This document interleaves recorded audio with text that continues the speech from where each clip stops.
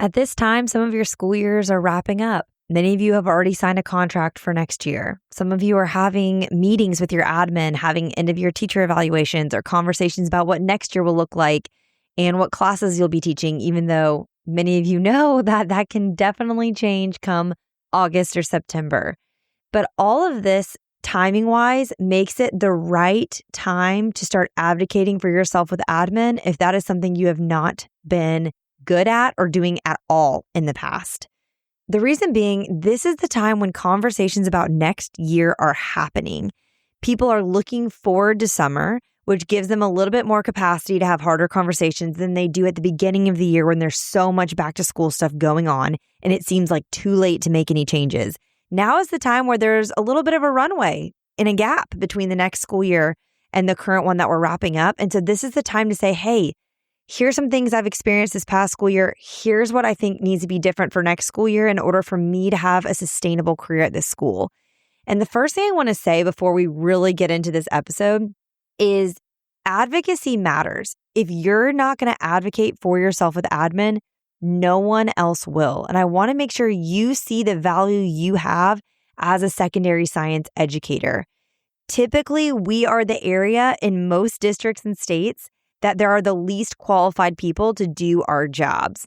If you don't believe me or your admin don't believe me, look at how hard it is to find a sub, let alone a long-term sub for any class period, let alone one that can teach science and actually be trained to do so.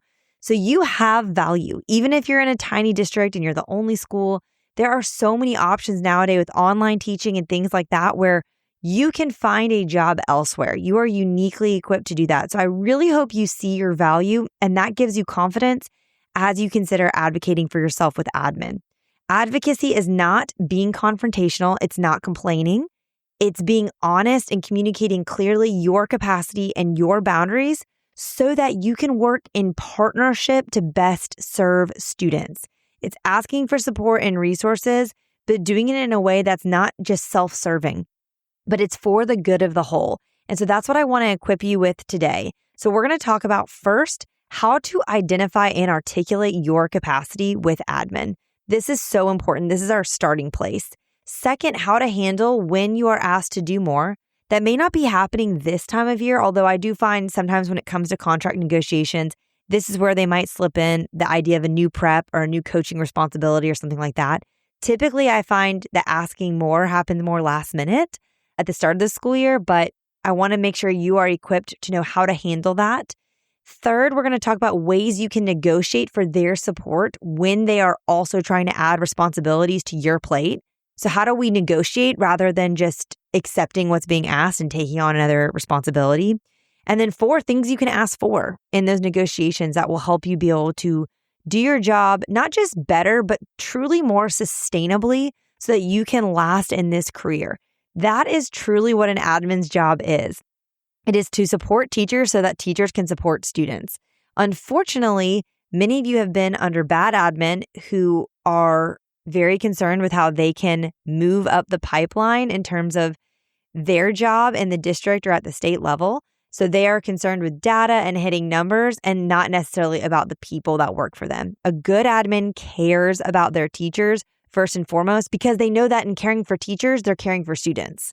So I want to make that clear to you. And also something I've talked about so much on this podcast that I cannot emphasize enough is good admin will make or break your job. You may think that it can't get any better than what you currently have, and then you experience something different and you're like, wow, I didn't realize how much of an impact on my role this admin was having.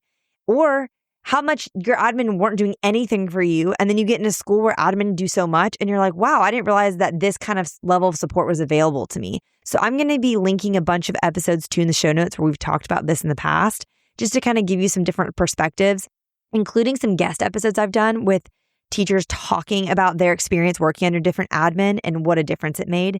But again, for this episode, we're just going to really focus in on you advocating for yourself with admin. And this is not you being selfish or you complaining. If you're advocating in the way that I'm going to teach you, you are seeking partnership with your admin to serve students well and so that you can last in this career. So without further ado, there's a lot to get into. Let's dive in.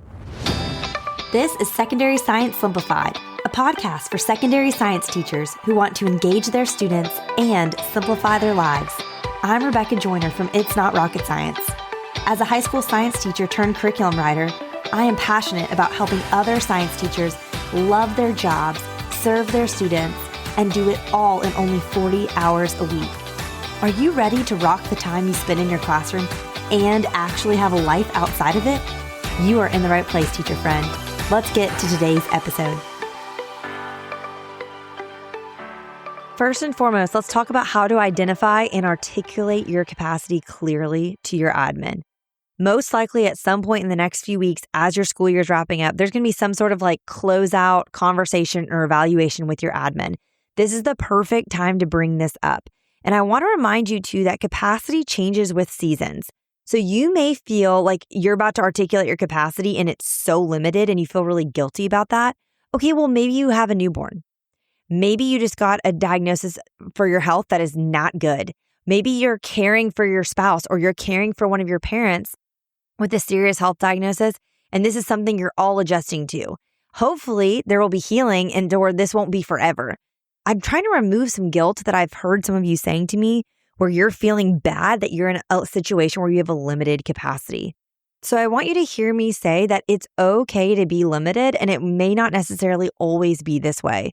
Now it's your job to communicate why you're limited and in what ways you're limited. And the best way to do any communication with admin, y'all, is to be clear and use data and objectivity as much as possible. So I recommend do a time audit these last few weeks of school.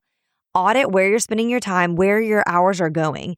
I think especially unless your admin have experience as a science teacher, which is so rare, they have no idea how much time goes into planning, testing, prepping, cleaning up labs. It is this whole other part-time job that is unique to science teachers that they will never understand. So do a time audit so you can communicate hey, this is where my prep hours are going. This is how I'm having to come in early. This is how much time I'm spending grading outside of school. All of those different things. Maybe you're one of those teachers that you do use your unpaid summer. And now you may be saying, I get paid in the summer. Well, no, you probably are just getting your 9 to 10 month salary divided over 12 months. If you work out an hourly rate, most teachers are working minimum wage, if not lower. So line up those numbers and say, hey, I'm working all these hours this summer so that I can try to prep and do some of these things so it's not cutting into my school time. But this is where all of that's going.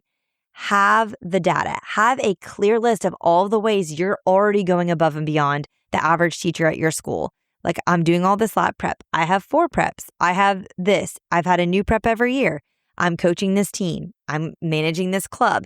List all of those things out so it's really clear why, hey, this is what I have going on. And this is why moving forward, I cannot take it on an extra prep, or I cannot have that added responsibility, or you're going to have to ask someone else. You're going to have to ask a parent to step up and coach. It cannot be a teacher, or if you have to have a staff person on it, I'll be the assistant that's showing up to things, but I'm grading my papers in the bleachers. I'm not actually coaching. Okay. So be very clear about what's going on, all of the responsibilities you're doing, really outline them, and then outline why your capacity is limited in this season. Hey, I have a new baby, so I'm not sleeping at all. So my brain is not working. Or, hey, I've got my own children that have their own sports and activities. So I'm running to their practices all evening. I can't be coaching something else or, whatever that is. But get really, really clear about this so that you can articulate that to your admin. Second, I want to talk about, okay, then how do you handle though when you're asked to do more? Okay, so if they're asking you in this end of year meeting about an extra duty to take on, a new prep, maybe you're having a conversation about covering classes. Maybe you constantly got pulled in this year. Again, have the data. Say, hey, I was pulled in 18 different times to cover classes for people that were out because we couldn't find qualified subs. Have the data ready, okay, so that you can present that. And then when you're asked to do these different things, you say, I'd be happy to help.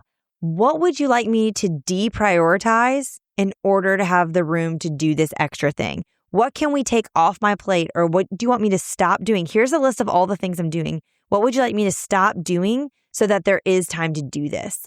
I think this is a great strategy because it shows that you're willing, but you're not going to do it alone. it makes your admin acknowledge all that you're already doing, and it puts it back on them to help strategize to figure out like how we are going to make room for this.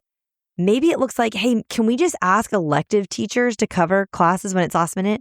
Or, hey, what do we need to do as a district? You need to advocate for your teachers at the district level, admin, and say, we need to get more qualified subs in the door. What does that need to look like in order for that to happen? Or maybe it looks like teachers are getting compensated for the classes that they're covering. Since we're not paying for a sub, where's that money go that we normally pay for a sub? How is that going to be compensated for teachers? Like, am I going to get an extra whatever for this? So I think that's a really helpful script to use. I'm happy to help. Like, I am willing to help. How will you help me figure out what's going to come off my plate so that I can do this? Because I'm already at capacity. Okay. Another thing, like, let's say there's like, okay, well, there's no way I can do this. There's no universe where I can do this. I need to say no, but I don't want to be harsh about it. You can say, I want to do a good job with all my current responsibilities, so I cannot add to that in this time. Again, if you want to add something to my plate, what can we take off? I don't think you need to over-explain here, but I think, again, getting really clear about what all your responsibilities are, saying, I want to prioritize doing these things well. If I'm going to be spread more thin, I'm not going to be able to do these things well. I also want to encourage you too, when you're being asked to do more, is like, you are the only person who is going to set boundaries for you. And no one else is going to do that. So if you don't set the boundaries, they will always be violated because they don't exist. And even when you do set boundaries, when you put fences up, people are going to try to crawl over them. So it's up to you to place the boundary and hold the boundary. That looks like not checking email after hours, period. They are going to own every second that you give them when you're on the clock. But you're going to be the one who has to say, no, you cannot have this time when I'm off the clock. Also, not saying yes because you feel like you have to. If you do not protect your time, the system, the admin, the people over you, they're going to suck up every ounce of it. So you do have to set some boundaries here. And again, if they're trying to cross the boundaries, you say, okay, where are we going to compensate to make up for this? And that's where the negotiation comes in. So that's where my third kind of point is I want to talk to you about. How do we negotiate for their support when they are adding responsibilities or they are trying to cross boundaries you've set? Again, let's be really specific. Let's have the list of all that we're already doing and let's have data. We're not just going to say, I have too much on my plate, I'm overwhelmed. We're going to say, I have 5 preps and I have 150 students and I'm teaching this AP class and I'm learning a new subject that you put on my plate last minute. Like, we're going to get really, really, really specific. Let's make sure we're really zoning into on things that only you can do, okay? Only you can prep these labs. Only you can teach these students AP biology. Anyone can manage the bus loop. Anyone can be a hall monitor. Anyone can coach the soccer team. I mean, not anyone, but like a lot more people can probably coach the soccer team and be equipped to do that, like a parent, than can come into your classroom and prep a lab. So I think other kind of scripts we can use, things we can say is like, I'm currently managing, and then fill in the blank with all your responsibilities. In order to do these responsibilities well and add in something else, I need, and then fill in the blank. We're going to ask for things, and I'll give you a list of things you can ask for. Or say, hey, is there a way, even if they're not adding things to your plate, but you are already over capacity this school year, say, hey, this school year, it was way too much. This is not sustainable to me. I cannot support students if this continues. I think as much as you can tie things to student outcomes, that is going to work in your favor. But say, hey, is there a way that we can adjust this? Or you can help me with this? Or you can partner with me in this so that I can then better support students in ways that only I can support them?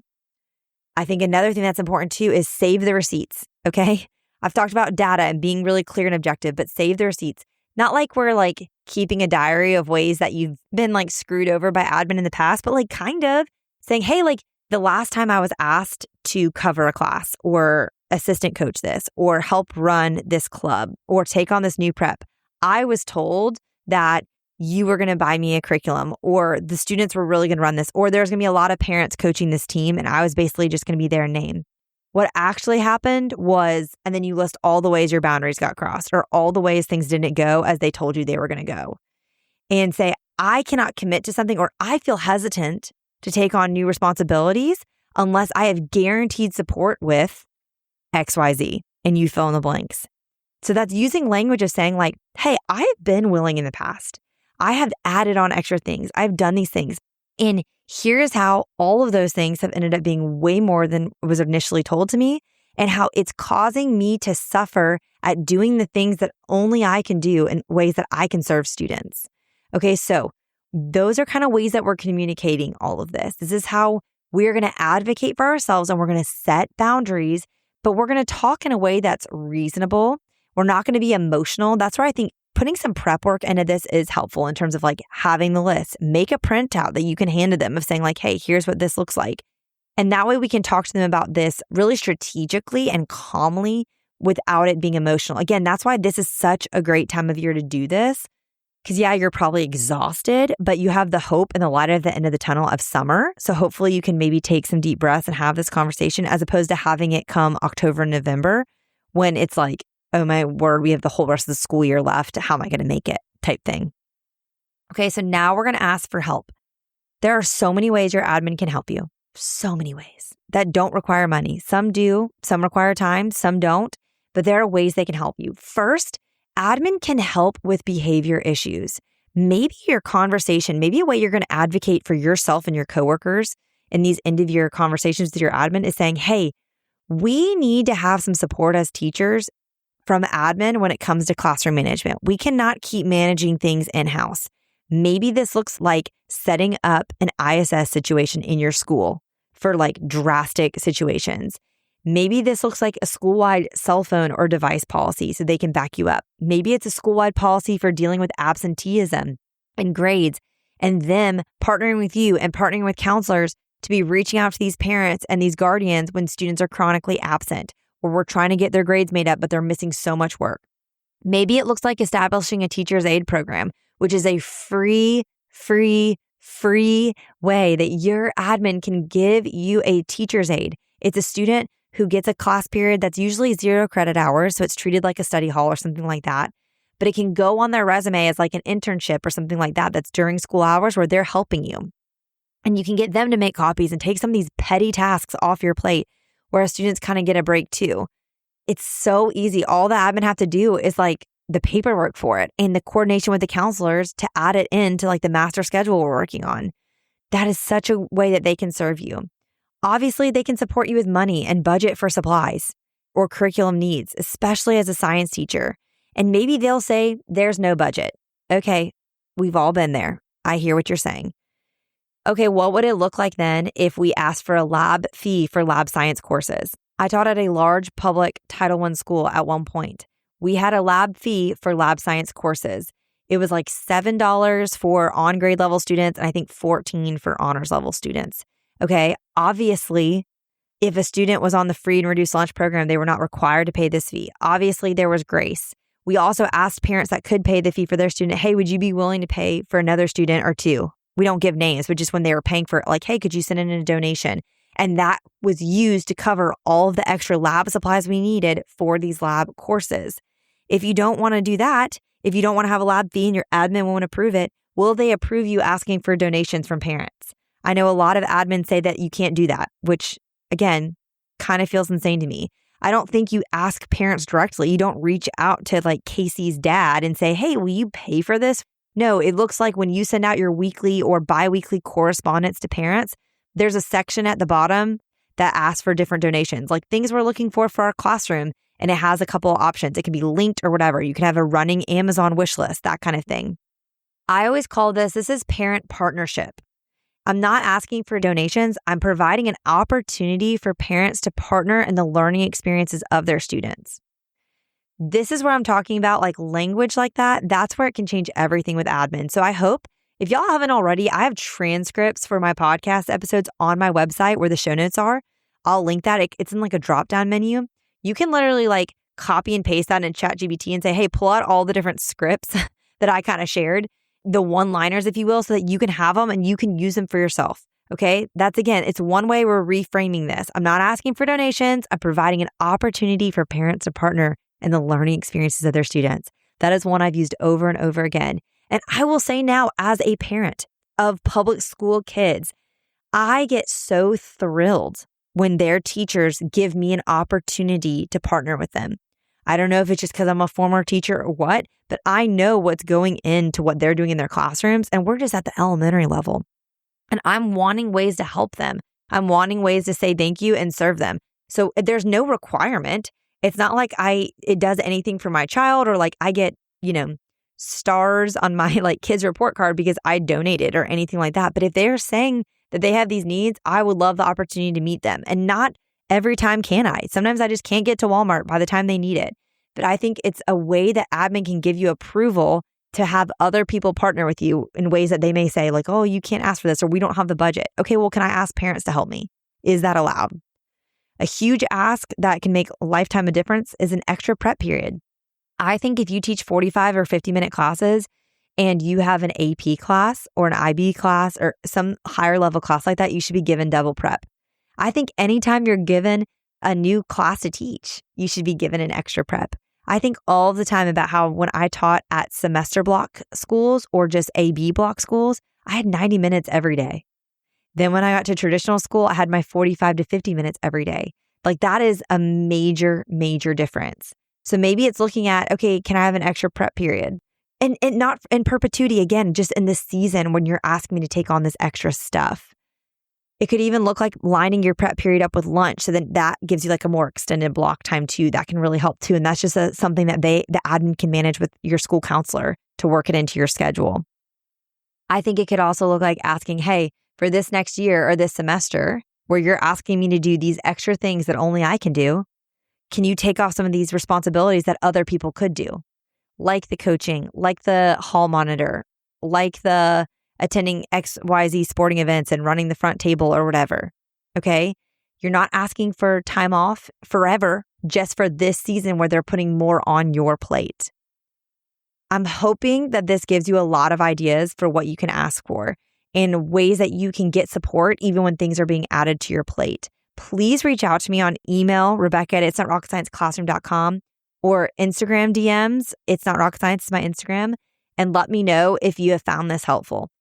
Now, the last thing I want to say before I close you out with a little challenge is, on the other hand, if you're listening and you're like, well, I actually want to add something to my plate. I want to add a new club. I want to add a new sport. I want to add a new prep. I really want to teach AP Bio. I've always wanted to teach that. And you're trying to advocate for that. Here's what I think you need to do. Once again, we're going to communicate clearly. We're going to be really organized. We're going to have a list and we're going to have data.